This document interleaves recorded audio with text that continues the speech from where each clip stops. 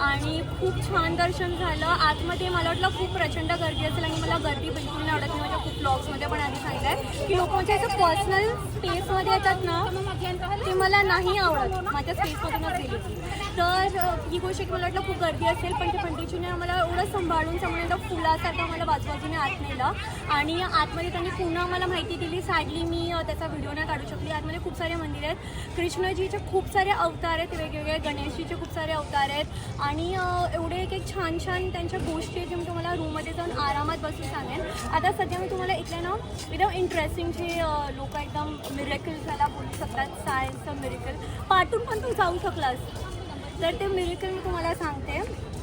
तर सर्वात पहिले हे आतमध्ये जे आहे ते श्रीकृष्णाचे अवतार आहेत जगन्नाथ, आणि सुभद्रा त्यांची बहीण आणि बलराम त्यांचा भाऊ. तर आतमध्ये 3 मूर्ती आहे. ओके.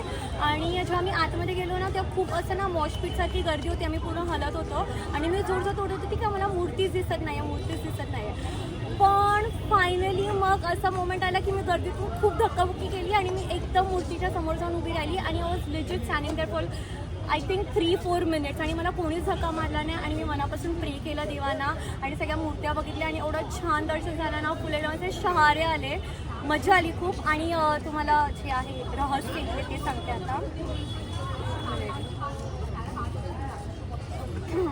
मला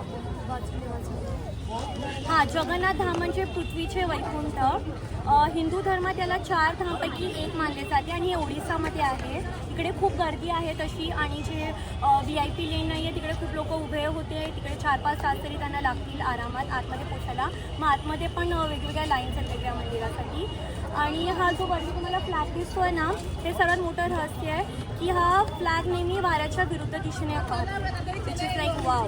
आणि अजून काय आहे तुम्हाला सांगते ना. जगन्नाथ मंदिरचे 4 दरवाजे आहेत. पहिल्या दरवाजेचं नाव सिंहद्वार, दुसऱ्या दरवाजेचं नाव वाघद्वार, मग हस्तीद्वार आणि अश्वद्वार असे 4 आहेत. तर हे 4ही दरवाजे धर्म, ज्ञान, त्याग आणि ऐश्वर्याचे प्रतीक मानले जातात. ठीक आहे. आणि जगन्नाथ मंदिराच्या शिखरावर एक सुदर्शन चक्र आहे. हे आपण कोणत्याही दिशेला उभे राहून पाहू शकतो. या मंदिराची सावली कुठेच पडत नाही गाईज. हे एवढं मोठं मंदिर आहे पण याची सावली कुठेच नाही आहे. आणि या मंदिराच्या वरती पक्षी नाही फिरत. आता पण तुम्ही बघाल ना तर पक्षी आजूबाजूला फिरतात, पण मंदिराच्या शिखरावर पक्षी नाही जाऊ शकत, ते दिसतच नाही मंदिराच्या वरती. आणि अजून काय आहे तुम्हाला, मंदिरापासून समुद्र अगदी जवळ आहे. अर्ध्या किलोमीटरवर समुद्र आहे, परंतु मंदिराच्या आत प्रवेश केल्यानंतर समुद्राच्या लाटांचा आवाज ऐकू येत नाही. विच इज ट्रू, इकडे काही आवाज येत नाही. अर्ध्या किलोमीटरवर इथून समुद्र आहे. आणि एक त्यांनी आम्हाला आतमध्ये दाखवलं की